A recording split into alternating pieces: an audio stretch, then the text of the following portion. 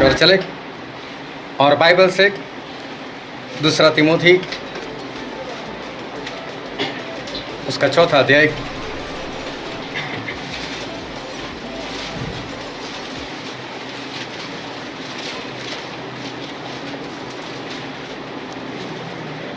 दूसरा तिमोथी उसका चौथा अध्याय और हम पढ़ेंगे उसके पहले वचन से लेकर उसके 8 वचन तक।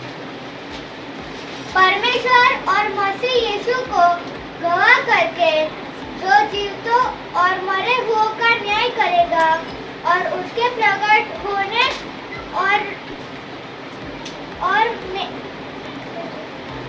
उसके प्रकट होने और राज्य की सुधि दिलाकर मैं तुझे आदेश देता हूँ कि तू वचन को प्रचार कर, समय और असमय तैयार रह, सब प्रकार की सहनशीलता और शिक्षा के साथ उलाहना दे और डांट और समझा, क्योंकि ऐसा समय आएगा जब लोग खरा उपदेश न सह सकेंगे, पर कानों की खुजली के कारण अपनी अभिलाषाओं के अनुसार अपने लिए बहुत से उपदेशक बटोर लेंगे और अपने कान सत्य से फेर कर कथा कहने पर लगाएंगे। पर तू सब बातों में सावधान रह, दुख उठा, सुसमाचार प्रचार का काम कर और अपनी सेवा को पूरा कर। क्योंकि अब मैं अर्घ की नाई ढेला जाता हूँ और मेरे कुछ का समय आ पहुँचा है। मैं अच्छी कुश्ती लड़ चुका हूँ, मैंने अपनी दौड़ पूरी कर ली है, मैंने विश्वास की रखवाली की है। भविष्य में मेरे लिए धर्म का वह मुकुट रखा हुआ है, जिसे प्रभु जो धर्मी और न्यायी है मुझे उस दिन देगा, और मुझे ही नहीं वरन उन सबको भी जो उसको प्रकट होने को प्रिय जानते हैं। परमेश्वर पिता का वचन हमारे लिए बहुत ही आशीषित है और परमेश्वर पिता का वचन सच्चा है और बाइबल में लिखा है यदि तू सच्चाई को जानेगा तो सच्चाई तुझे आज़ाद करेगी। हालेलुया। कितना अच्छा है ऐसी भीड़ अगर स्वर्ग में भी हो जाए, है ना। परमेश्वर बोलते हैं स्वर्ग में जगह बहुत है, हमारे पास कम है जगह, तो स्वर्ग भी ऐसा हो जाए और बहुत जगह वहाँ पर भी भीड़ हो जाए, ऐसा हम जीवन जिए ताकि परमेश्वर भी आनंदित हो। हालेलुया। जो मसीही जीवन है, मतलब प्रभु यीशु के ऊपर विश्वास करते हुए जैसे बाइबल में लिखा है वैसे ही जीवन जीना, वो मसीही जीवन जो है वो अजीब तरह का जीवन है। और सही में देखने जाओ तो वो अजीब है भी नहीं, लेकिन फिर भी देखने से ऐसा लगता है कि जैसे मसीही जीवन कुछ अजीब सा है। जब प्रभु यीशु इस धरती पर आए तो प्रभु यीशु ने बहुत सारे चमत्कार किए, मुर्दों को भी जिंदा कर दिया, लंगड़े को चलाया, अंधों को आंखें दी और कोढ़ी को शुद्ध किया। ऐसे ऐसे चमत्कार प्रभु यीशु ने किए। भूखे लोगों को खाना खिलाया, 5 रोटी में से 5000 पुरुष को खाना खिलाया, 7 रोटी में से 4000 लोगों को खाना खिलाया। ऐसे बहुत सारे काम हमारे परमेश्वर ने किए। और एक बार तो प्रभु यीशु किसी के घर में थे, तो क्या हुआ, बहुत सारी भीड़ थी और उस जगह पर कोई एक व्यक्ति था जिसको लकवा हो गया था। अभी लकवा होना मतलब चल फिर नहीं सकना, सब कुछ बेड के ऊपर, उठना बैठना असंभव सी बात। और उसके घर वाले भी मालूम नहीं कब से उसकी सेवा कर रहे होंगे। आज भी अगर किसी को लकवा हो जाता है लोग डर जाते हैं, जबकि डॉक्टर लोग ऐसे बोलते हैं कि इसकी दवाई है, लेकिन फिर भी आज भी लोग डरते हैं। तो सोचो आज से 2000 साल पहले कैसी परिस्थिति होगी, लकवा कैसा रोग होगा उस वक्त तक, कितने लोग डरते होंगे उस वक्त तक।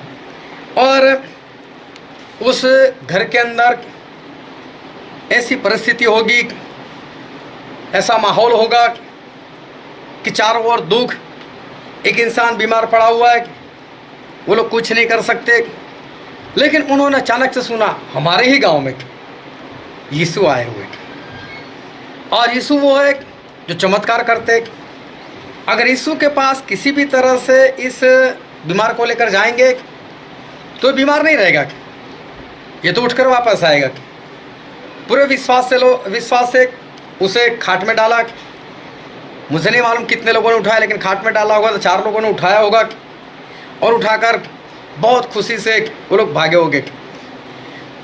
और वो जो खाट के ऊपर पड़ा होगा वो भी सोचता होगा बस कुछ पल बाकी है, मैं चंगा हो जाऊंगा, मैं मेरे पैर के ऊपर चलकर जाऊंगा। सभी विश्वास से भरे हुए।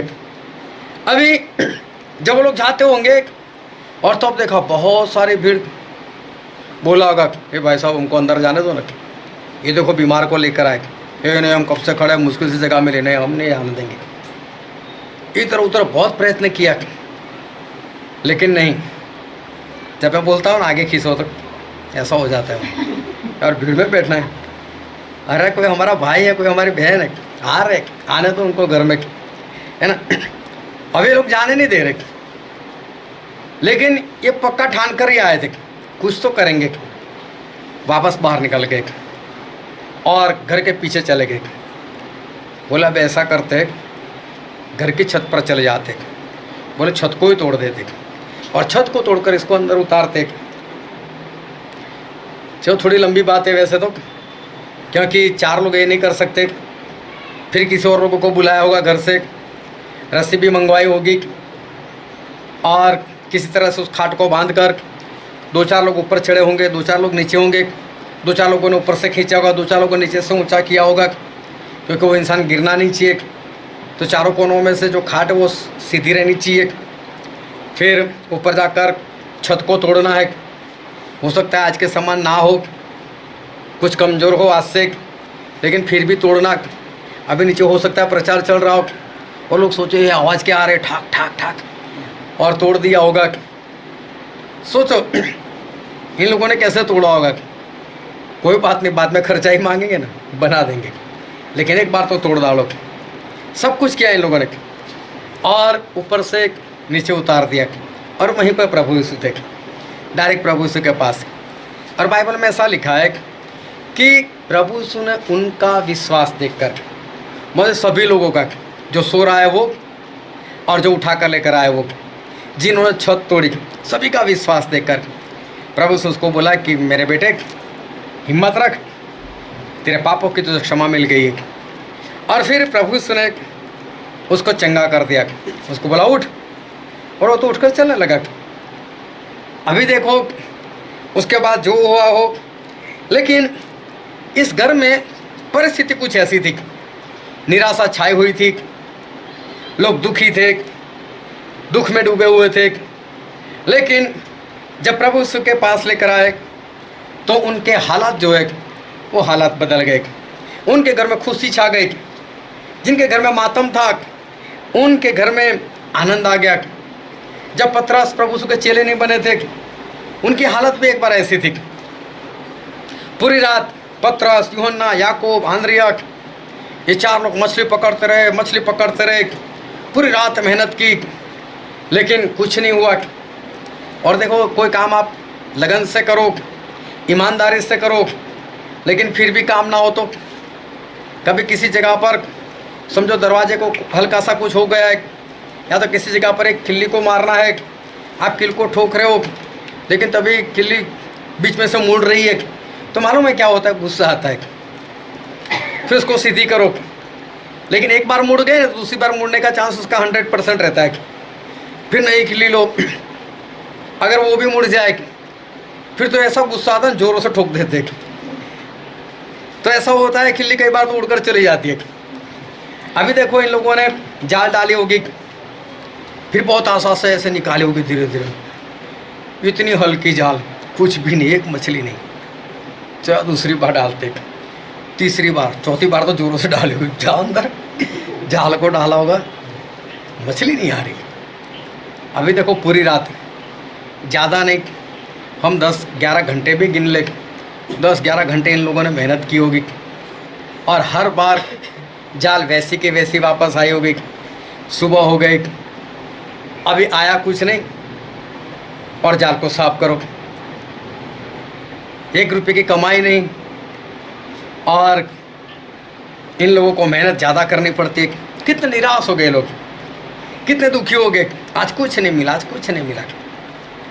और तभी प्रभु यीशु आए, और प्रभु यीशु पूछे, पतरस मछली नहीं है क्या? बोले नहीं है। बोले कोई बात नहीं, जाओ गहरे जल में जाल डालो, मछली आएगी। पतरस ने सोचा चलो कर देते, जाल डाली, अभी जाल भारी लगने लगी। यूहन्ना को बुलाया, याकूब को बुलाया, अंद्रयास को बुलाया, जल्दी आओ, भारी लग रही है, मेरे कल के बस की बात नहीं, खींचो। और बहुत सारी मछली आई, और ये लोग ये जाल खींचकर किनारे के ऊपर लेकर आए। उनका दुख सारा जाता रहा होगा, कितने खुश हो गए होंगे, आज कुछ नहीं मिला। और जब प्रभु से ने बोला, प्रभु से भेंट हुई, तब कैसा हुआ? बहुत कुछ मिला आज तक। कितना आनंद, कितना आनंद उनके चेहरे के ऊपर, उनके जीवन में वो छा गया होगा। प्रभु आए, और इन लोगों के जो हालात थे, वो हालात वो बदल गए। प्रभु से तो मरकर चले गए, लेकिन फिलिपुस वो चले गए सामरिया में, और सामरिया में गए तो उन्होंने ढेर सारे चमत्कार किए। लकवा वाले को ठीक किया, अंधों को आंखें दी, मुर्दों को भी जिलाया होगा, कोढ़ी लोगों को भी शुद्ध किया होगा। सभी लोग वहाँ खुश, क्योंकि वहाँ पर एक जादूगर था, और वो अपने जादू से इस तरह से उसने वहाँ पर व्यवहार किया था कि सारा शहर उसको बहुत मानता था। ये बहुत महान परमेश्वर की शक्ति है, ऐसा वो लोग समझते थे। और उसने खुद भी फिलिपुस के ऊपर विश्वास किया। इसका मतलब इसका जो जादू टोना था, उससे भी बड़े बड़े चमत्कार इस फिलिपुस के जरिए हुआ। और बाइबल में लिखा है, वहाँ पर आनंद आनंद छा गया पूरे शहर में, पूरे सामरिया में, बहुत ही आनंद। कई लोगों ने बपतिस्मा लिया, यहाँ तक कि ये जो जादूगर था, वो जादूगर भी आया, उसने भी विश्वास किया, उसने भी तो बपतिस्मा लिया, और पूरे शहर में आनंद आनंद आ गया। लेकिन मैं कुछ बताना चाहता हूँ उस परमेश्वर की आत्मा से कि परमेश्वर आज हमसे क्या कहना चाहते। लेकिन जिस फिलिपुस के जरिए पूरे सामरिया में इतना आनंद छा गया, वो फिलिपुस की खुद की परिस्थिति कैसी थी? वो फिलिपुस खुद किस हालत में वो वहाँ पर सामरिया में गए थे? और हम बाइबल में पढ़ते हैं तो लिखा है ऐसा, प्रेरितों के काम उसका 8वां अध्याय और उसका पहला वचन। उसी दिन यरूशलेम की कलीसिया पर बड़ा उपद्रव आरंभ हुआ, और प्रेरितों को छोड़ सबके सब यहूदिया और सामरिया देशों में तितर-बितर हो गए। हाँ, बाइबल में ऐसा लिखा है कि इतनी भारी सतावट हुई कि सभी लोग भाग गए। जो प्रेरित थे उनको छोड़कर सभी लोग भाग गए, सभी लोग तितर बितर हो गए। फिर उसका दूसरा वचन, कुछ भक्तों ने स्तिफनुस को कब्र में रखा और उसके लिए बड़ा विलाप किया। हाँ, स्तिफनुस को मार दिए गए थे पत्थर वा करके। सभी लोग इस कारण से भी दुखी थे, ऊपर से सतावट हो रही थी। फिर पढ़ो उसका तीसरा वचन, शाऊल कलीसिया को उजाड़ रहा था और घर घर घुसकर पुरुषों और स्त्रियों को घसीट कर बंदी गृह में डालता था। अभी देखो शाऊल क्या कर रहे थे, एक एक घर घर में जा जाकर विश्वासी लोगों को बाहर निकालता था। एक एक घर में जा जाकर, छुपे तो कहाँ छुपे, कैसी हालत थी उस वक्त, भारी सतावट।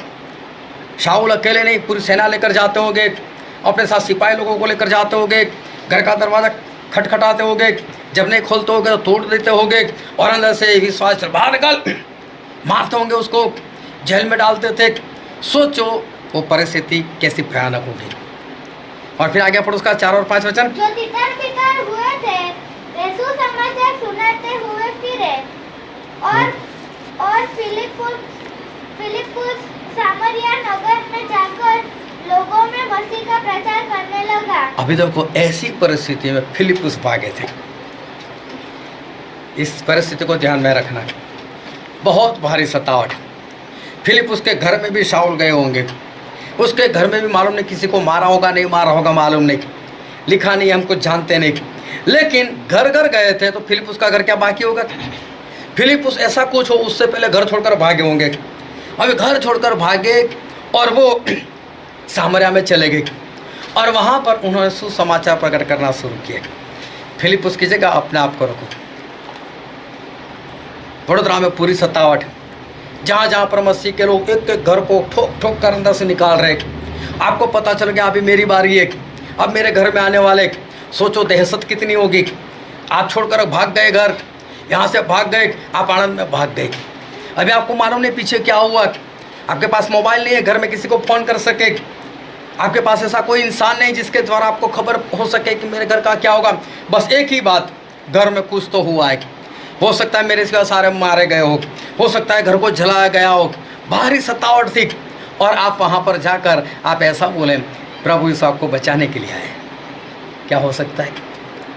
क्या वहाँ जाकर सुसमाचार प्रकट करना ऐसा हो सकता है? क्या ऐसी परिस्थिति में भागकर क्या वहाँ पर जाएंगे तो वहाँ पर आपकी सतावट नहीं होगी? है कोई गारंटी? वहाँ पर भी शाऊल नहीं आएगा? है कोई गारंटी? वहाँ से कोई जाकर शाऊल को बता दे वो तो यहाँ पर भाग कर आए, कुछ भी तो होने को हो सकता है। कौन सुसमाचार प्रकट करे? लेकिन फिलिपुस के बारे में जब हम पढ़ते हैं तो वहाँ पर लिखा है कि पूरे सामरिया में आनंद आनंद सा छा गया। आनंद आनंद सा छा गया। फिलिपुस जो है उसकी वजह से कई लोगों के घर में खुशी आई। फिलिपुस की वजह से कई घरों में आनंद छा गया। मुर्दे जब जिंदा हो गए होंगे, जब लकवा वाले चंगे हो गए होंगे, जब अंधों को आंखें मिली होगी, तो सोचो उस घर में कितना आनंद छा गया होगा। लेकिन खुद फिलिपुस की परिस्थिति देखो कैसी होगी। वो तो भयानक परिस्थिति से आया। उसको नहीं मालूम उसके पीछे उसके भाई बहन, उसके माता पिता की क्या हालत हुई है, उनको नहीं मालूम। वो तो अपनी मंडली छोड़कर भी भागे हुए। वो तो यरूशलेम की मंडली में थे, खाना पीरोसते थे, सब कुछ छोड़कर भागे, कोई नहीं उनके साथ, अकेले है। और अकेले में देखो वो सुसमाचार जो है वो प्रकट कर रहे। अभी भी उनके पास कोई सिक्योरिटी है नहीं कि वो बचाए जाए, लेकिन फिर भी उनकी वजह से लोगों में तो आनंद आनंद छा गया। प्रभु यीशु जहाँ जाते थे वहाँ पर आनंद। दो अंधे बैठे थे और बड़ी भीड़ की आवाज़। अंधे ने किसी को पूछा, भाई साहब इतनी आवाज़ इतनी भीड़? अरे बोले यीशु जा रहे, दाऊद का बेटा। अरे बोलो वो तो अंधों को आंखें देते। चिल्लाए, हे यीशु, हे दाऊद के बेटे, हम पर दया करो, हम पर कृपा करो। दोनों अंधे देखने लगे। प्रभु यीशु कहीं से जा रहे थे। 12 साल की लहू बहने की रोग वाली स्त्री, उसे सुना था, वो पीछे गई। धीरे से प्रभु यीशु के पल्लों को छू लिया। उसके जीवन में तो शांति आ गई, आनंद आ गया। दो अंधे देखने लगे। वो विधवा रोती हुई जा रही है, उसके पीछे कई लोग रोते हुए जा रहे हैं। उसका एक लौता बेटा मर चुका है, सभी लोग मातम मना रहे, लेकिन प्रभु यीशु वहाँ है। हे रुक जाओ, और उस जवान को बोलते हैं उठ जा। आनंद आनंद हो गया। जो लोग रोते रोते जा रहे थे वो सभी आनंद करते करते वापस अपने शहर में चले गए। जहाँ जहाँ पर प्रभु यीशु जाते थे वहाँ वहाँ पर आनंद छा जाता था। लेकिन क्या कभी सोचा उस प्रभु यीशु की हालत कैसी थी? उस प्रभु यीशु की परिस्थिति कैसे थी? प्रभु यीशु वो तो मरने के लिए आए थे। प्रभु यीशु जो थे वो तो स्वर्ग से मरने के लिए, हमारे लिए प्राण देने के लिए ही आए थे। उनको तो मरना ही था। हमको नहीं मालूम, लेकिन उनको तो पता था ना उनकी डेट कब थी। उनको तो मालूम था कि मुझे इस दिन मरना है।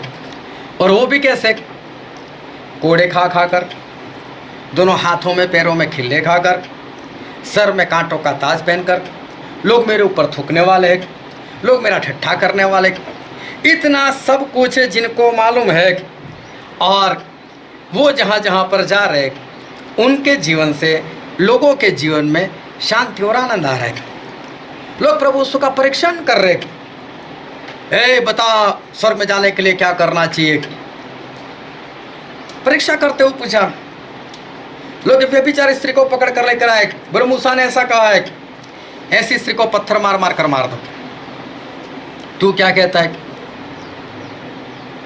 और इसी तरह से लोग प्रभु यीशु का परीक्षण कर रहे। कई लोग प्रभु यीशु के साथ कपट से, एक तो उनका चेला ही था यहूदा इस्करियोती, वो कौन सा प्रेम से रहता था? वो तो कपट करता हुआ आ रहा था। वो तो ये सोच रहा था कि मैं किस तरह से जो प्रभु यीशु है उनको पकड़वा दूं। हालेलुया। आ जा।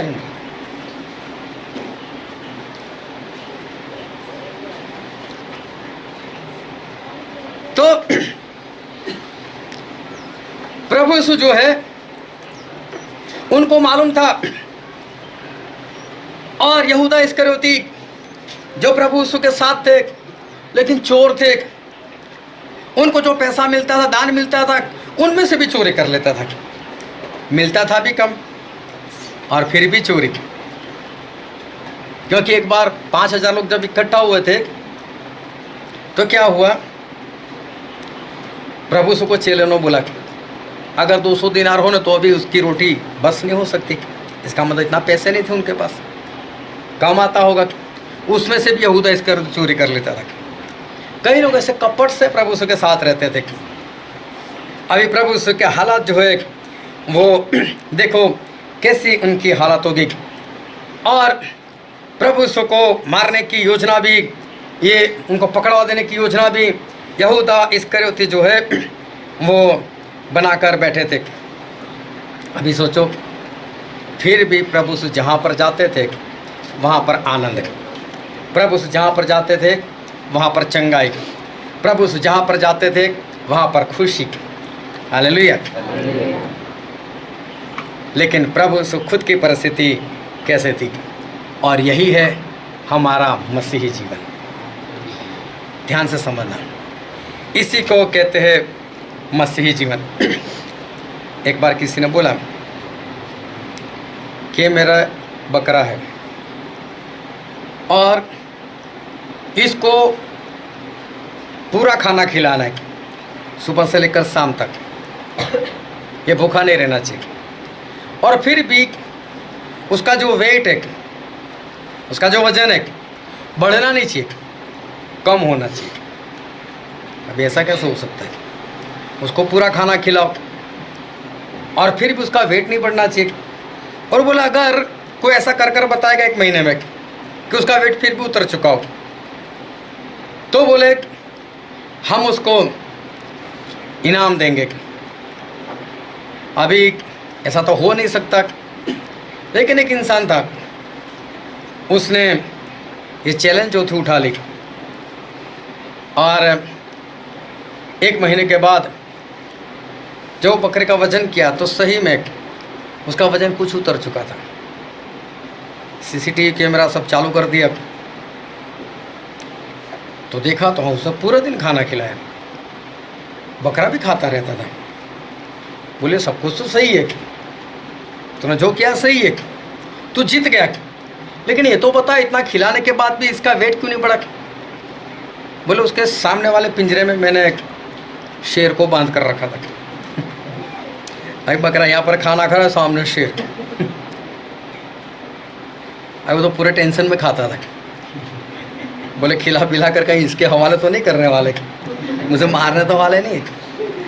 तो उसका वेट ही नहीं पड़ा फिक्र के कारण।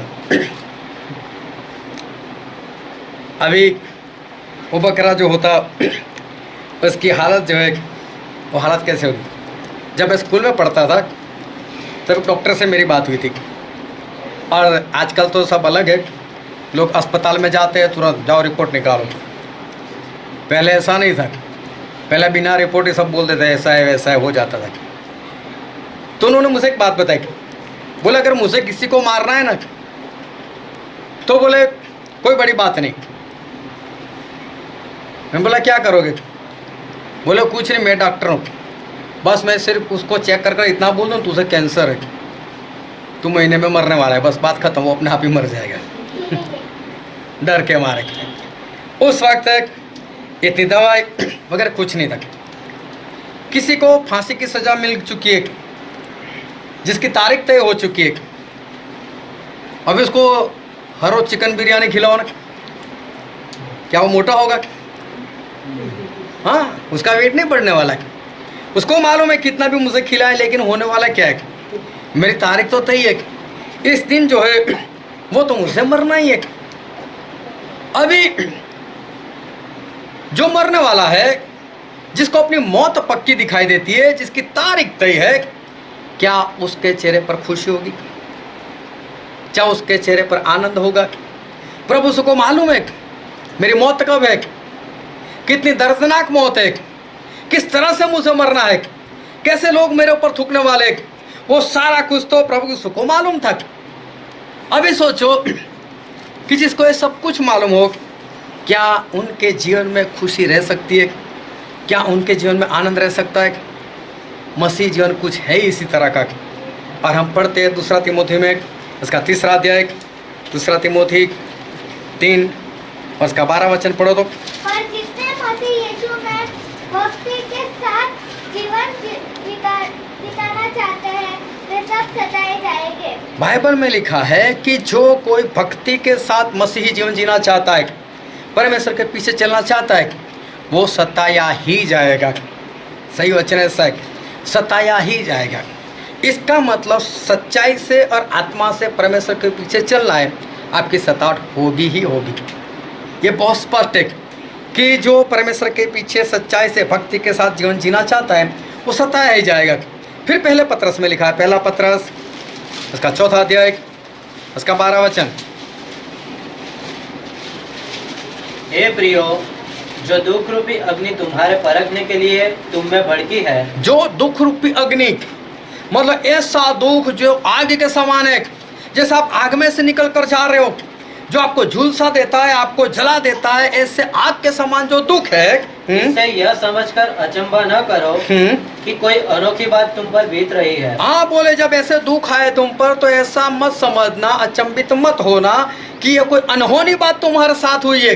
हाँ, पर जैसे जैसे मसीह के दुखों में सहभागी होते हो, आनंद करो, जिससे उसकी महिमा के प्रकट होते समय तुम भी आनंदित और मगन हो। लेकिन परमेश्वर बोलते ऐसे वक्त पर आनंदित हो, क्योंकि आप तो परमेश्वर के दुखों के सहभागी हो।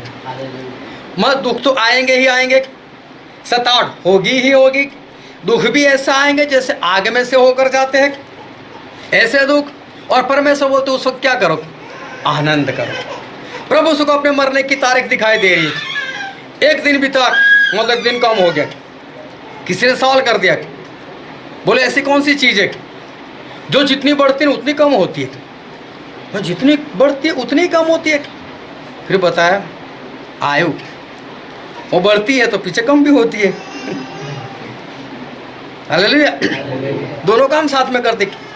एक दिन खत्म हुआ, मतलब मेरी मौत एक दिन पास में आ गई। वो तो अच्छा है, हम सभी को मालूम नहीं है कि हमारी तारीख कौन सी है, वरना कैसे हालात होंगे। लेकिन प्रभु यीशु को तो पता था, प्रभु यीशु को तो मालूम था। हालेलुया। तो बहुत ध्यान से परमेश्वर का वचन जो है उसको समझते रहना। तो जो दुख रूपी अग्नि भड़की है, उस अग्नि से बोले अचंभित ना हो, क्योंकि ऐसा तो होने ही वाला है। लेकिन ऐसी बातों में तुम क्या करो? आनंद करो। हालेलुया। ऐसे में क्या करो? आनंद करो। अब एक तो मौत दिखाई देती हो, दर्दनाक मौत दिखा देती हो, सतावट दिखा देती हो, और हमें क्या करना है? आनंद करना है। कैसे हो सकता है कि इंसान जो है वो इसी तरह से आनंद करे? फिर वहाँ पर लिखा है, पहला पत्रस उसका 2 अध्याय और 20 और 21 वचन पढ़ो तो। क्योंकि यदि तुमने अपराध करके घूसे खाए और धीरज धरा, तो इसमें क्या बड़ी बात की है? पर यदि भला काम करके दुख उठाते हो, भला काम करते हो और दुख उठाते हो और धीरज धरते हो, तो यह परमेश्वर को भाता है। हाँ, और तुम इसी के लिए बुलाए भी गए हो, क्योंकि मसीह भी तुम्हारे लिए दुख उठाकर तुम्हें एक आदर्श दे गया है। बोले तुम इसी के लिए बुलाए गए हो, दुख उठाने के लिए ही तुम बुलाए गए हो। देखो, परमेश्वर ने हमको बुलाया है तो वो दुखी होने के लिए ही, दुख उठाने के लिए ही हमारे परमेश्वर ने हमको बुलाया है।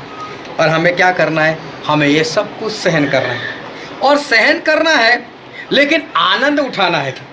सहन तो करना है लेकिन हमारे चेहरे से क्या दिखना चाहिए? आनंद दिखना चाहिए। हमारे चेहरे पर दुख नहीं होना चाहिए, गम नहीं होना चाहिए, लेकिन हमारे चेहरे पर आनंद होना चाहिए। क्योंकि मत्ती में ऐसा लिखा है, मत्ती उसका 5वां अध्याय उसका 11 और 12 वचन। धन्य हो तुम जब मनुष्य मेरे कारण तुम्हारी निंदा करे हाँ। और सताया जाए और झूठ बोलकर तुम्हारे विरोध में सब प्रकार की बुरी बातें कहे। देखो, जब तुम्हारी निंदा हो, तुम सताए जाओ और झूठ से तुम्हारी बात गलत रीति से फैलाए, गलत बातें करें, तो तब आनंदित और मगन होना। लेकिन परमेश्वर बोलते तब आनंदित और मगन होना। अभी देखो, एक तो झूठी बात है आपकी जो आपने किया ही नहीं, ऐसी बातों को लेकर घुसर पुसर करे, ये तो ऐसा है, ये तो ऐसी है, गलत बातें करे एक दूसरे के साथ, और हमको पता भी चले हमारी ऐसी बातें हो रही है, हमारी निंदा हो रही है जो हमने किया ही नहीं, और फिर भी ऐसी बातें करे, तो क्या इंसान मजा आ गया ऐसा बोलेंगे? उसको तो अंदर कैसे लगेगा, यार मैंने इसके लिए कितना किया,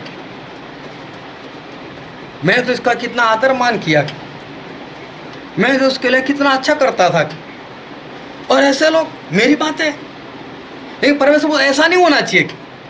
परमेश्वर क्या बोलते हैं उस वक्त? क्या करो? आनंद करो। क्यों? ये मसीही जीवन है। जब ऐसी बातें तुम्हारे साथ हो उस वक्त परमेश्वर बोलते हैं तुम आनंद करो। अभी ऐसा होता है कि जब आपको दर्द होता है, कई बार देखना किसी को बहुत बुखार है और खाट के ऊपर सोया पड़ा है, अगर आप जाते हो वहाँ पर तो आपको दिखाने के लिए हंसता है, तो कैसा लगता है? जो पूरा दुख और हंसता है, पता चल जाता है ना कि हंस नहीं रहा है, दिखाने का प्रयत्न कर रहा है। अभी पूरा दुख हो, दर्द हो, और फिर आप आनंद करते हो, दिखाए दो, तो कैसा दिखेगा? एक्टिंग नहीं, दिखावा नहीं, सही में आनंदित दिखने चाहिए। सही में आपके जीवन में आनंद आना चाहिए, ऐसा परमेश्वर कहते हैं। हालेलुया। परमेश्वर के दास जो परमेश्वर के आत्मा से चलते हैं, उनको पता भी चलता है कौन उनके साथ कपट से रहता है, कौन उसके बारे में बुरे ख्याल करता है, कौन उसकी बुरी बातें करता है, कौन उसकी निंदा करता है। ये सारी बातें उसको पता चलती है। फिर भी उससे उसके साथ कैसे रहना है? प्रेम से रहना है, और वो भी दिखावा नहीं, सही में उसके साथ प्रेम से रहना है। और परमेश्वर का दास जो है वो ऐसे रहता भी है। और बाइबल में लिखा है, हम पढ़ते हैं प्रेरितों के काम उसका 5वां अध्याय और 40 और 41 वचन।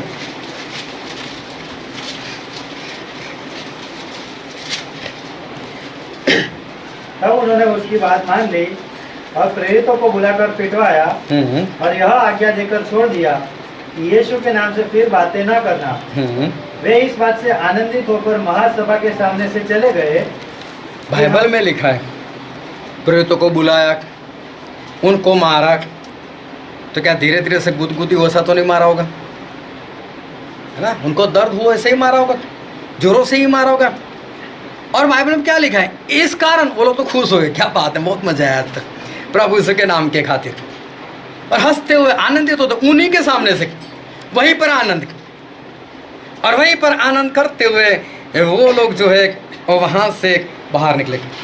अभी देखो परमेश्वर के दास जो होते उनकी परिस्थिति, निंदा सुनो, कपट देखो, फिर भी हंसते रहो, फिर भी प्रेम के साथ लोगों के साथ रहो, जो उनके विरोध में हो उन्हीं के साथ उतने ही प्रेम के साथ रहना, उनका साथ निभाना, कितनी बड़ी बात है। और मैं जो बात कर रहा हूँ कि परमेश्वर का दास, परमेश्वर का सेवक, तो परमेश्वर का दास और परमेश्वर का सेवक मतलब किसको मैं कहता हूँ? या परमेश्वर का दास या परमेश्वर का सेवक है कौन?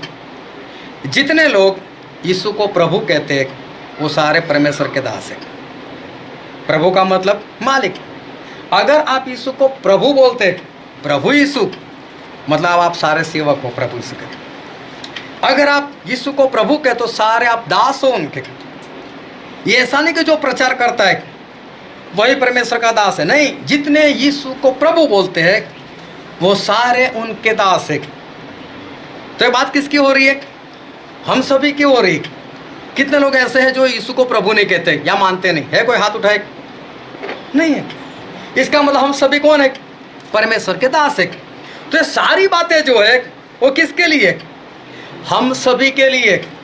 जो उठकर प्रचार करता है सिर्फ उसके लिए नहीं है, ये बातें हम सभी विश्वासी लोगों के लिए है। जितने यीशु को प्रभु समझते हैं, उनको मालिक समझते हैं, ये सभी की बातें हो रही। हम सभी की सतावट होगी, हम सभी को मार दिया जाएगा, हम सभी को पुलिस थाने में या तो कहीं पर भी पकड़वा दिया जा सकता है।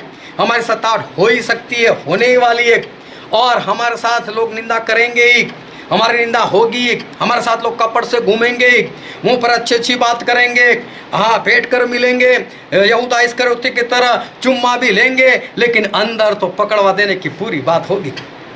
और यही नहीं, ये आपको पता भी चलता है कि ऐसे ही मिलता है मुझे, फिर भी आपको हाँ प्रेम से, आपको तो प्रेम ही करना है, और वो भी पूरे पवित्र आत्मा से भरकर ही। आपको झूठा नहीं करना, वो चाहे झूठा करे, लेकिन आपको झूठ से उसके साथ नहीं रहना।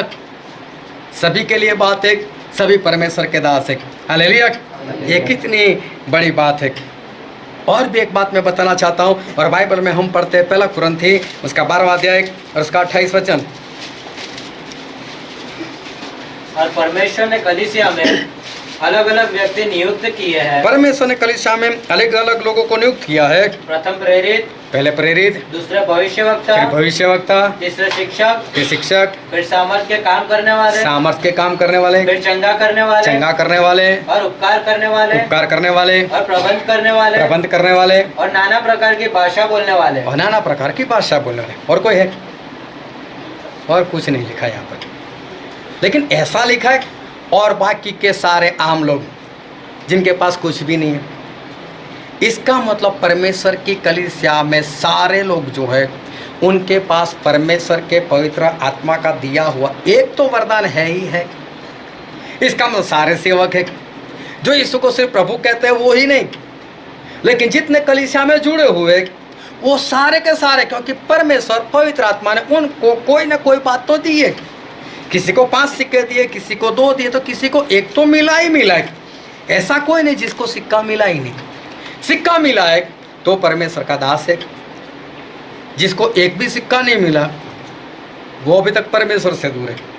लेकिन जिसको एक भी मिला है तो इसका मतलब ये है कि वो परमेश्वर का दास तो है ही है।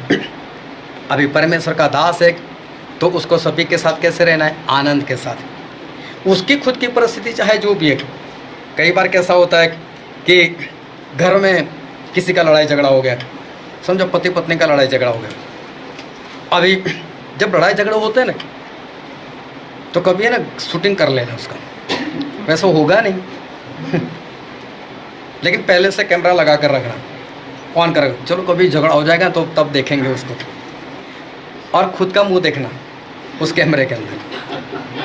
और जैसे आप दरवाज़ा खोलोगे अचानक से बदल जाएगा आपका चेहरा। अभी ठीक है, बाहर भी वही चेहरे से जाओगे।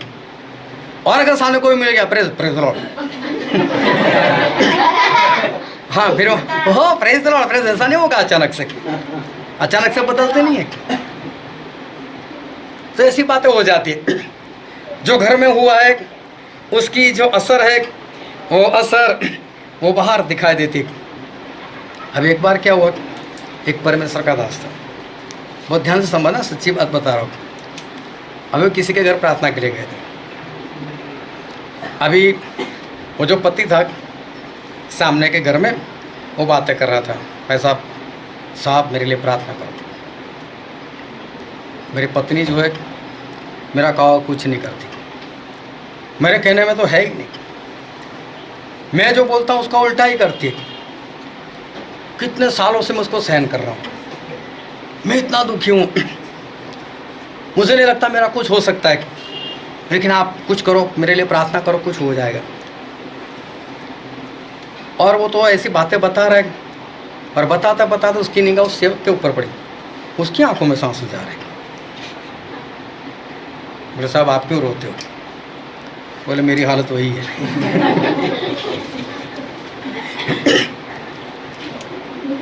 रोते रहे तो बोले कोई बात नहीं, आपके लिए प्रार्थना करते हैं।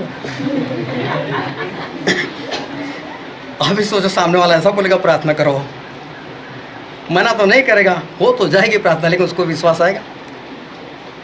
तू खुद दुखी है, तू मेरे लिए कौन सी प्रार्थना करेगा? तेरे घर का प्रॉब्लम सॉल्व नहीं हो रहा है, तेरे घर में यही हालात है, और तू मेरे लिए अगर प्रार्थना करेगा तो क्या हो सकता है? पौलुस जहाज में जा रहे थे, तो पौलुस ने बोला देखो आज जहाज मत निकालो, क्योंकि आगे तूफान होने वाला है। किसी ने नहीं मानी, क्योंकि मौसम साफ था, सभी लोग निकल पड़े। सच में आगे जाके ऐसा ही हुआ, तूफान होने लगा, बहुत तूफान होने लगा। तो पौलुस क्या बोलते, मैंने बोला था ना। अभी तक वो सारे घबरा गए, समुंदर है, नदी नहीं है, जहाँ समुंदर में है, समुद्र की लहरें बड़ी बड़ी उठ रही, और सभी लोग डर रहे, कोई इधर भाग रहा है, कोई इधर भाग रहा है, कोई अपना सामान नीचे डाल रहा है, किसी भी तरह से इस जहाज को बचा लिया जाए। और पौलुस जो है, क्या वो भी घबरा कर इधर उधर भागते होंगे? अचानक से किसी की निगाह गई, पौलुस था भी कैदी, यार तुझे डर नहीं? यार मैं पहले तो बोला था यार होने वाला है, लेकिन परमेश्वर ने मुझे बताया है कोई भी नहीं मरेगा, सिर्फ जिसका जितना भी सामान है वो नष्ट हो जाएगा, मरने वाला कोई नहीं। अभी जिसको इतनी पक्की बात मालूम हो, क्या उसके चेहरे पर घबराहट होगी? लेकिन उल्टा सोचो, पौलुस घबरा गए, वो इधर उधर भाग रहे और घबरा, नहीं नहीं हम तो परमेश्वर को मानते हैं, कुछ नहीं होगा, कुछ नहीं होगा। कोई मानेगा उसका? फिर वो खुद घबराया होगा तो लोगों को बताएगा कैसे? उसके चेहरे पर घबराहट नहीं होगी। और इसलिए वो बिंदास से बोल रहे हैं कि कुछ नहीं होगा। ये है मसीही जीवन। उसकी परिस्थिति चाहे जो भी हो, परमेश्वर के सेवक की, कौन सेवक? हम सब, हाँ, प्रचार करने वाले सभी लोग, हम सभी लोग, जो भी परिस्थिति हो, लेकिन उनके चेहरे के ऊपर, उनके जीवन के अंदर हमेशा क्या रहना चाहिए? आनंद होना चाहिए। उनके जीवन में शांति जो है वो शांति दिखाई देनी चाहिए। पौलुस और सिलास को मारे गए कोड़े की, उनको काठ में ठोक दिया गया, जेल में बंद कर दिया गया, वो भी अंदर वाला हिस्सा जहाँ पर सूरज की रोशनी भी नहीं आती, आधी रात हो गई, और इनके हाथ पैर बंधे हुए, और सिलास और ये पौलुस वो दोनों भजन गा रहे। कैसा भजन गा रहे हो? कोई साइलेंट सॉन्ग रोते रोते,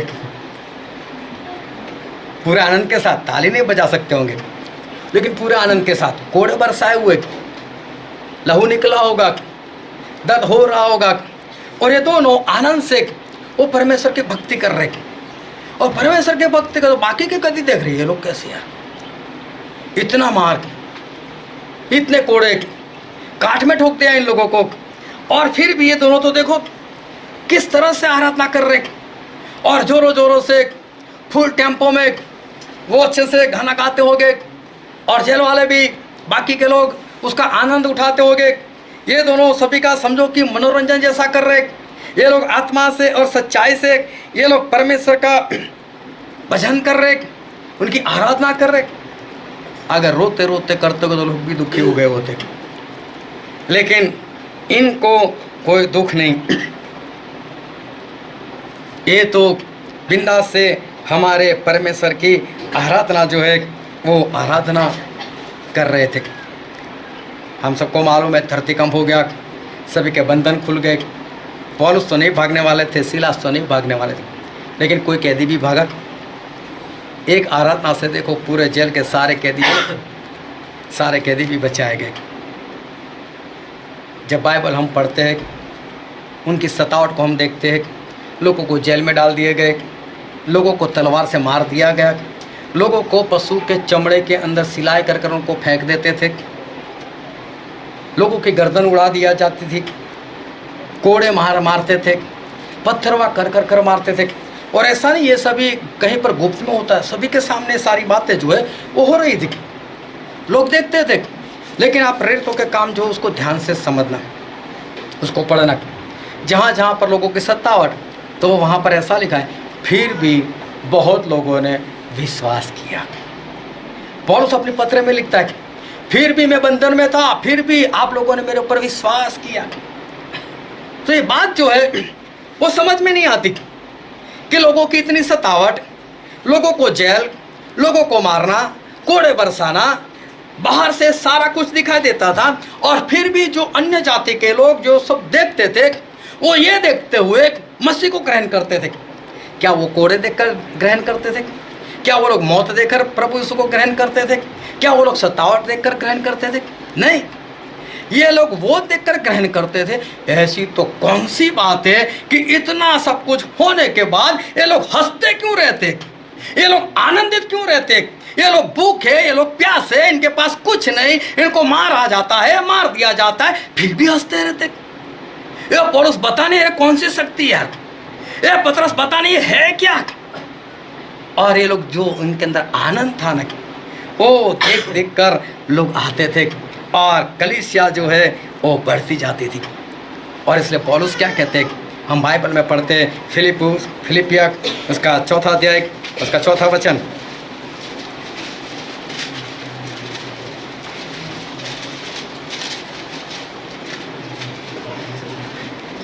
प्रभु में सदा आनंदित रहो, मैं फिर करता हूँ आनंदित रहो। प्रभु में आनंदित रहो, मैं फिर से कहता हूँ आनंदित रहो। लिखने वाले कौन? पौलुस, पवित्र आत्मा से, जिनको एक बार पत्थरवा किया गया, 5 बार कोड़े मार दिए गए, अनगिनत बार जेल में गए, और वो क्या बोलते? आनंद करो परमेश्वर में, परमेश्वर में आनंद करो, और वो भी हमेशा आनंद करो। आपकी परिस्थिति जो भी है, लेकिन परमेश्वर में क्या करो? आनंदित करो, आनंदित रहो।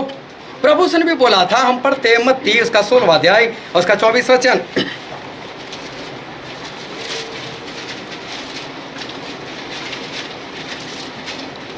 तब यीशु ने अपने चेलों से कहा, हाँ, यदि कोई मेरे पीछे आना चाहे, यदि कोई मेरे पीछे आना चाहे तो अपने आप का इनकार करे, अपने आप का इनकार करे, और अपना क्रूस उठाए और मेरे पीछे हो ले। और क्रूस उठाए और अपने पीछे हो ले। देखो प्रभु सुन क्या बोला, अपने आप का इनकार करो, आपकी इच्छा को मार दो, और साथ में क्रूस उठा लो।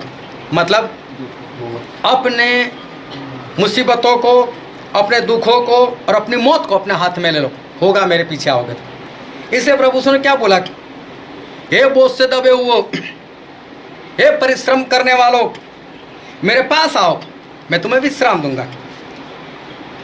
परिश्रम करने वाले हो आप बीमार हो, दुखी हो, तो प्रभु सु बुलाते, आओ मैं तुम्हें विश्राम दूंगा।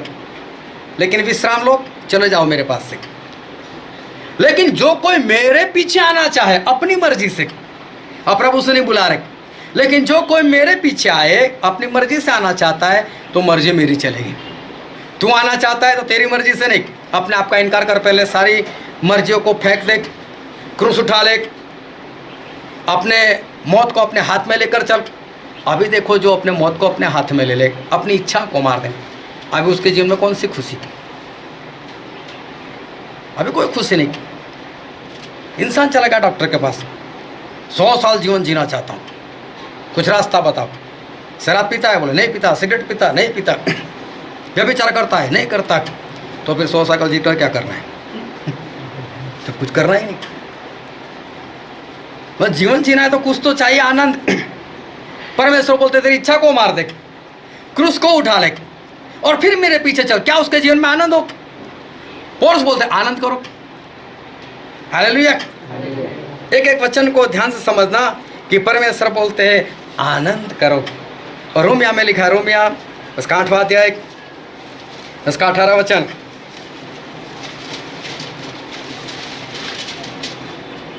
क्योंकि मैं समझता हूँ कि इस समय के दुख और क्लेश उस महिमा के सामने जो हम पर प्रकट होने वाली है कुछ भी नहीं है। हालेलुया। क्या कहते हैं पौलुस?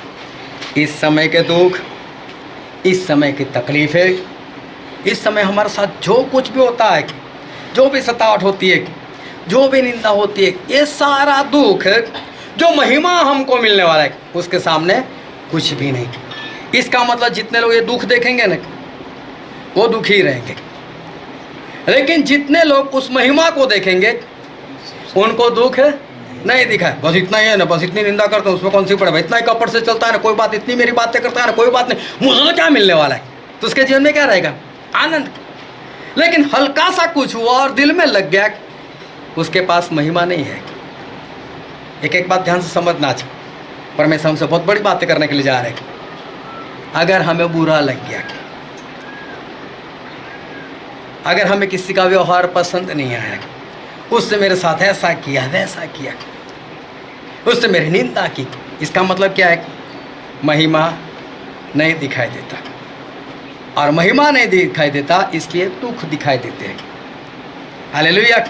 लेकिन जिसको महिमा दिखाई देता है वो तो कितने भी दुखों के अंदर क्या है? आनंदित है। आप ट्रेन में बैठे, आप सफ़र करने के लिए जा रहे, ट्रेन जा रही डायरेक्ट स्वर्ग में, लेकिन बीच में खाई आ रही है, बीच में पहाड़ आ रहे, बीच में कांटे आ रहे, लेकिन आपकी निगाह क्या है? मुझे कहाँ उतरना है? मुझे स्वर्ग में उतरना है। तो कितना आनंद रहेगा, सफ़र आसानी से कट जाएगा। लेकिन हम कांटे को देखेंगे, पत्थर को देखेंगे, स्वर्ग नहीं दिखाई देगा, तो फिर इंसान जो है वो स्वर्ग में पहुंचेगा कैसे? ये सारी बातों का निचोड़ क्या है? ये सारी बातों का जो मतलब है वो क्या होता है? वो ध्यान समझना। आपकी चाहे जो भी परिस्थिति हो, आपकी कितनी भी सतावट होती हो, आपकी कितनी भी निंदा होती हो, आपके जीवन में किसी वस्तुओं को लेकर कितनी कमी घटी क्यों ना हो, कोई आपके साथ कपट में क्यों ना रहता हो, लेकिन फिर भी आप कैसे होने चाहिए? आनंदित है। फिर भी इंसान जो है परमेश्वर का सेवक है वो आनंदित होना चाहिए। हम सारे मसीही लोग, मसीह को मानने वाले लोग, हालेलुया। और मसीही का मतलब होता है छुड़ाने वाला। कौन छुड़ाएगा? जो खुद बंधा हुआ वो छुड़ाएगा। मतलब वो कैसा है? आज़ाद है। और जो आज़ाद है वो तो आनंदित ही होगा ना। जो खुद बंधा हुआ है वो क्या आनंद करेगा? लेकिन मसीही मतलब कि छुड़ाने वाला। और जो दूसरों को छुड़ा सकता है, इसका मतलब एक वो बंधा हुआ नहीं है, वो आज़ाद है। और जो आज़ाद है उसके जीवन में कभी भी दुख नहीं हो सकता, चाहे उसकी परिस्थिति जो भी है, लेकिन वो आज़ाद है तो वो आनंद ही करेगा और आनंद में ही रहेगा। पिछले कुछ वर्षों में मेरे साथ एक घटना हो गई। मैं प्रार्थना कर रहा था कि परमेश्वर मेरे पास घर नहीं, मेरे पास घर नहीं, मुझे घर दे दो, मुझे घर दे दो। और एक दिन ऐसा आया कि खुशखबरी सुनने को मिली, भाई साहब मैं आपको घर देना चाहता हूँ। बहुत खुश हो गया। बोले घर आकर देख लो। मेरा बोला मुफ्त नहीं मिल रहा है, क्या देखना? प्रार्थना कर रहा था तो काम हो रहा है, क्या देखने जाना? बोले नहीं यार देख कर जाओ। देखने के लिए गए, बेड मंगवाए, गद्दा लेकर आए, रजाई लेकर आए, चादर लेकर आए, तकिया लेकर आए, सभी कुछ लिया, सभी कुछ किया, आनंदित भी हो गए। घर भी छोड़ दिया, वहाँ चले भी गए, बहुत खुशी, वीडियो भी निकाला, लोगों को गवाही भी दी, देखो ये पुराना घर ऐसा था और ऐसा घर हमको मिला। बहुत खुशी, बहुत आनंद। लेकिन कितने समय तक? सिर्फ 1.5 महीने। 1.5 महीने के बाद ऐसी नौबत आई कि छोड़ दिया वो। अभी सोचो, गवाही दी थी, बहुत लोग मेरे पास आए, चलिए भाई आपको घर मिला, बहुत खुश हैं, बहुत खुश हैं। कई लोगों ने बोला हमने आपके लिए प्रार्थना की थी, और सही में लोगों ने प्रार्थना भी की थी, झूठ भी नहीं है। लोग खुश हो गए, ये बात भी गलत नहीं है। लेकिन ऐसा हुआ कि 1.5 महीने के बाद वो घर जो है वो छोड़ना पड़ा। और ऐसे व्यक्ति के बारे में पता चला कि जो ऐसा बोल रहा था कि मैं बहुत खुश हूँ, उसी ने किसी के पास जाकर निंदा की। परमेश्वर ने दिया तो वापस ले लेते हैं। कुछ तो है इसके जीवन में गड़बड़ी। मसीह जीवन ये है, होता है ऐसा, उसमें कुछ भी हमारे जीवन में जो है वो होता है। अभी क्या रोने के लिए बैठे, परमेश्वर सब चला जाए, ऐसा क्या किया हमारे साथ, ये वो नहीं। उस वक्त फिर से किसी को विजन हुआ, बोले परमेश्वर देंगे आपको, और दे रहे। 15 दिन बिना घर निकाले, कभी किसी के घर सो गए, कभी किसी के घर सो गए, 15 दिन तक ऐसे बिताए। जीवन में दुख, जीवन में परिस्थिति कुछ ऐसी, लेकिन कोई एक इंसान ऐसा हो जो मुझसे उठकर ऐसा बताए कि उस वक्त मैंने आपको रोते हुए देखा है, आपके चेहरे के ऊपर उदासी देखी, और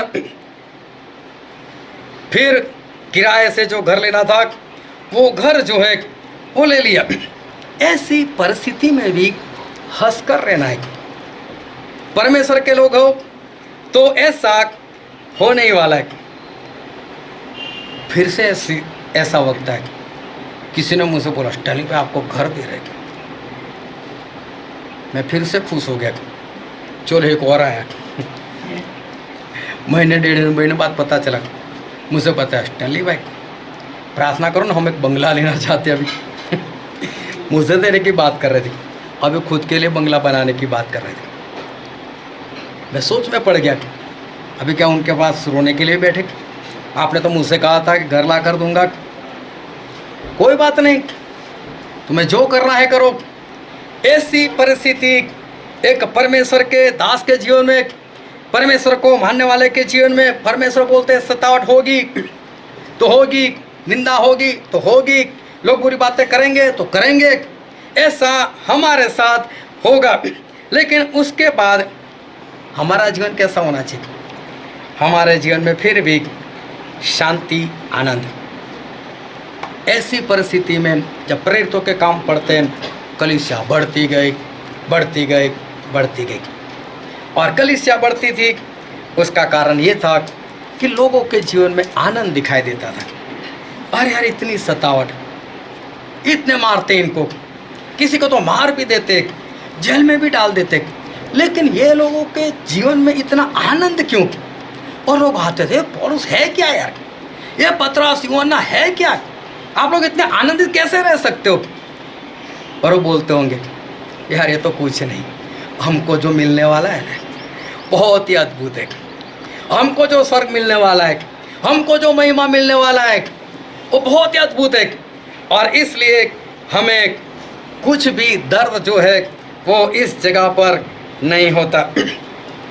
और लोग उत्साहित होते थे, लोगों को आनंद होता था कि सही में जो प्रभु यीशु है उनके पीछे वो चलना चाहिए, और लोग प्रभु यीशु के साथ जुड़ते थे। और इसका मतलब यही है कि हमको चाहे कैसी भी हमारी परिस्थिति हो, चाहे जेल हो, लेकिन हमारे जीवन में क्या होना चाहिए? आनंद होना चाहिए। चाहे जेल हो, लेकिन हमारे जीवन में आनंद होना चाहिए। लोग आपके लिए कैसी भी बातें करें, लेकिन आपके जीवन में क्या होना चाहिए? आनंद होना चाहिए। कोई कपट से आपके साथ रहे, लेकिन फिर भी आपके जीवन में क्या होना चाहिए? आनंद होना चाहिए। आपके जीवन से सामने वाले को एक नमूना मिलना चाहिए। वो ध्यान से परमेश्वर के वचन को समझते रहना। हम आखिरी पड़ाव पर हैं। हमारा जीवन ऐसा होना चाहिए कि आपकी कैसी भी परिस्थिति, आपकी निंदा, आपकी जेल, आपकी सतावट, उसके आपके जीवन के ऊपर कोई प्रभाव नहीं होना चाहिए, बल्कि आपके आनंद का प्रभाव उस सारी परिस्थितियों के ऊपर होना चाहिए। हम आनंद से भरपूर होने चाहिए। इसलिए पौलुस बोलते हैं कि हर परिस्थिति में क्या करो? आनंद करो। कैसी भी परिस्थिति हो, आनंद करो। एक लड़का अपाहिज था, दोनों पैरों में पोलियो। अभी एक बार क्या हुआ, उसकी माँ के साथ सफ़र कर रहा था, तो उसकी माँ ने उसको लेडीज डब्बे में बिठा दिया अपने साथ। लड़का बैठा हुआ था। अब एक औरत आई, ये लेडीज है, उठ जाए यहाँ से। लड़का नम्रता से उठ गया, लेकिन दोनों पैरों में पोलियो था, इसलिए जो भी उसके चलने के जो भी उसने सहारा वैसा की थी उसके सहारा उठा था। और औरत ने अरे सॉरी सॉरी सॉरी सॉरी बैठ बैठ बैठ बैठ तू बैठ, वो बैठ गया। लेकिन इसके अंदर ये बात घर कर गई, बोले मैं अपाहिज हूँ और इसलिए मेरे ऊपर तरस खाते लोग। लेडीज टिब्बा है लेकिन फिर भी मेरे ऊपर तरस खाए, क्यों? मैं अपाहिज हूँ। लोग मुझको देखकर दया करते, क्या ऐसा जीवन जीने का? उसने तय कर लिया कल तो मर ही जाऊँगा। दूसरे दिन उसने मरने की ठान ली। वो चला गया, कहीं पर रेल की पटरी जा रही थी, वहाँ पर जाकर सो गया। ट्रेन भी आने वाली थी और जैसे ही ट्रेन आई तभी मालूम नहीं किसी ने उसको खींच लिया, वो बच गया। अभी जिसने उसको खींचा था वो तो पूरा कुष्ठ रोगी, उसके हाथ पैर सब मुड़े हुए थे, उसका मुंह भी अजीब तरह का दिखता था, पूरा कुष्ठ रोगी। उसने इसको खींच लिया। इसने देखा इसको, यार मेरे तो सिर्फ पोलियो है, ये तो पूरा कुष्ठ रोगी, फिर भी इसने मुझे बचाया। बोले मरना क्यों, लड़ूंगा, अभी जीवन जीऊंगा, इसको हौसला मिला। और ये अपने घर वापस चला गया। दूसरे दिन फिर अपने घर से निकला था और आगे वाले दिन अपनी मम्मी को बोलकर भाग गया था कि मैं मरने वाला था। अभी दूसरे दिन भी गायब। उसकी मम्मी सोच में पड़ गई, कहीं मरने के लिए तो नहीं भागा आज। वो वहाँ पर चली गई रेल की पटरी के पास, तो वहाँ पर सही में कोई मरा पड़ा था। उसने देखा वो तो नहीं था। तभी लड़के को पता चला, वो भी वहाँ पर गया। हमें क्या हुआ? अरे बोले मुझे, मैंने यहाँ पर सुना कि कोई मर गया। बोले इसलिए मैं यहाँ पर आई, मैं सोचा कहीं तू तो नहीं। तो वहाँ पर देखा तो कुष्ठ रोगी मरा पड़ा था और वहाँ पर चिट्ठी मिली। बोले जिसके पास 2 पैर है लेकिन पोलियो है, अगर वो मर जाता है तो मेरे जैसे जिंदा रहकर करेंगे क्या? मरना ही पड़ेगा। और उसके कारण मर गया। इससे सुना, बोले इसी से तो मुझे हौसला मिला, इतना कुष्ठ रोगी फिर भी आत्महत्या नहीं करता है, फिर भी जीवन जीता है, मैं भी जीऊंगा। उसे इतना दुख हुआ, लेकिन उसने मेरे जीवन से क्या सीखा? मैं तो उसके जीवन से उत्साहित हुआ, मैं जीऊंगा, लेकिन उसने मेरे जीवन से क्या सीखा? मौत। मेरा जीवन ऐसा कैसा कि किसी ने मौत को अपना लिया। हालेलुया। बहुत ध्यान से समझते रहना। इन लोगों के जीवन में, प्रेरितों के जीवन में, परमेश्वर के दासों के जीवन में इतनी सतावट, इतनी निंदा, इतना मार, बहुत कुछ था, लेकिन फिर भी लोगों को उनके साथ जुड़ने को हौसला मिलता था, आनंद मिलता था। हम जुड़ते हैं परमेश्वर के साथ, एक प्रेरणा मिलती थी, कितने अच्छे लोग, ये तो आनंदित रहते, उनके साथ जीने का आनंद उठाने के लिए वो लोग आते थे, उनको प्रेरणा मिलती थी कि हम भी प्रभु को अपनाएं। आज हमारे जीवन से लोगों को कैसी प्रेरणा मिलती है? हमारा जीवन कैसा है? क्या हमारे जीवन में ऐसी कोई बात है? हमारे जीवन में वो आनंद है? चाहे आपके जीवन में जो भी कमी घटी हो, चाहे आपके घर में कमी घटी हो, चाहे आपके जीवन में कोई भी दुख हो, कोई भी सतावट हो, क्या किसी को आपके जीवन से प्रेरणा मिलती है कि मैं भी मसीही जीवन जीऊं? क्या है ऐसा? मसीही जीवन मतलब क्या? आनंदित रहना, चाहे आपकी परिस्थिति कोई भी हो, और लोगों का ऐसा होना चाहिए, अरे आनंद में कैसे, तेरे जीवन में तो इतनी कमी घटी है, क्या इसको छोड़, मुझे जो मिलने वाला है उसको देख तू।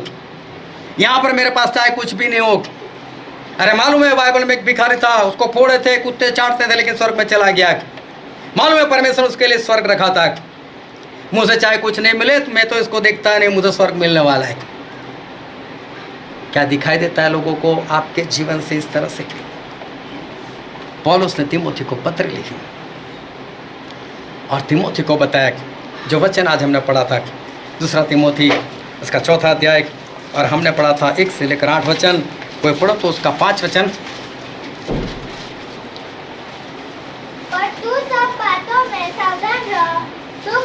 एक मिनट, क्या लिखा है? दुख उठा।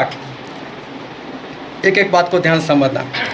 पौलुस ने ऐसा कहा, दुख उठा, फिर सुसमाचार प्रचार का हाँ, काम कर। सुसमाचार प्रचार करने का काम कर। सुसमाचार मतलब खुशखबरी। दुख उठा, इंसान खुद दुख में, उसके ऊपर दुख है, उसके ऊपर मुसीबत है, और उसको बाहर जाकर क्या फैलाने? खुशखबरी। अभी जिसके जीवन में खुद में दुख हो, वो बाहर जाकर क्या खुशखबरी फैलाएगा? सामने खुशखबरी देने ना, कई बार तो लोग को खुशखबरी क्या है वो भी नहीं पता चलता है। एक भाई साहब बोलते, जाने दो ना, आज पूरा दिन सुबह में जल्दी उठा और जैसे ही कंपनी में गया, बॉस ने बुला लिया और बोल दिया, आज से तेरी तनख्वाह 5,000 बढ़ा देता हूँ। तो खुशखबरी सुना रहे, कुछ दुख सुना रहे। अरे 5,000 तनख्वाह बढ़ी, कुछ तो अच्छे से बोले, मेरी 5,000 तनख्वाह बढ़ गई।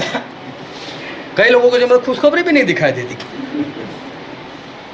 तो दुख में है इंसान, और परमेश्वर क्या बोलते हैं उसको? पौलुस ने क्या कहा तीमुथियुस को?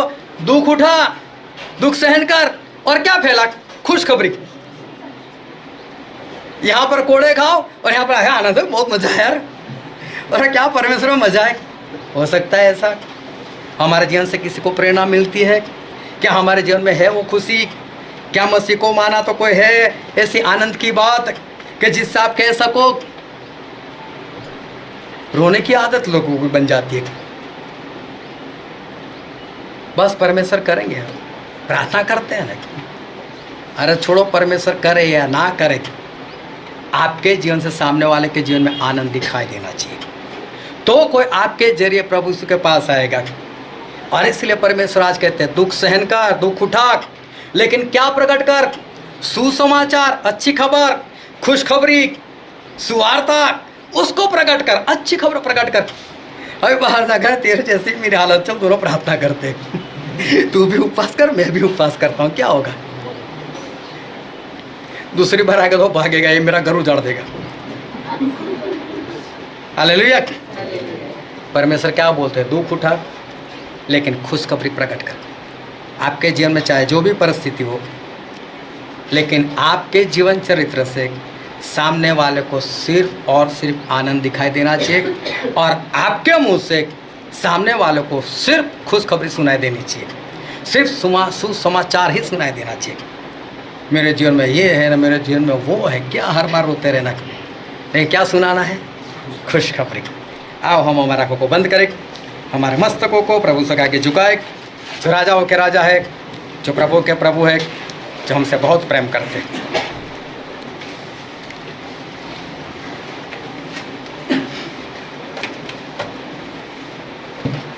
मेरे प्रियो, पौलुस ने तीमुथियुस को कहा, दुख उठा, दुख सहन कर, लेकिन सुसमाचार प्रकट कर। तेरे दुखों को प्रकट नहीं करना है, सुसमाचार को प्रकट करना है। ये वक्त है कि हम अपने आप को जांचें, हम अपने आप को परखें। क्या मेरे जीवन में चाहे कितने भी दुख हो, लेकिन क्या मेरे जीवन से मैं खुशखबरी प्रकट कर सकता हूँ? क्या मेरे जीवन से मैं आनंद फैला सकता हूँ? क्या मुझे देखकर लोगों को ऐसा लग सकता है कि आनंदित है?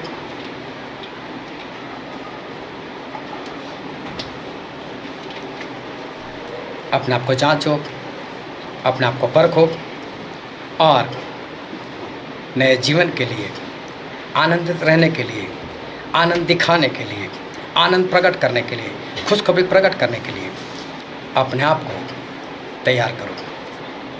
परमेश्वर आपको आशीष दे।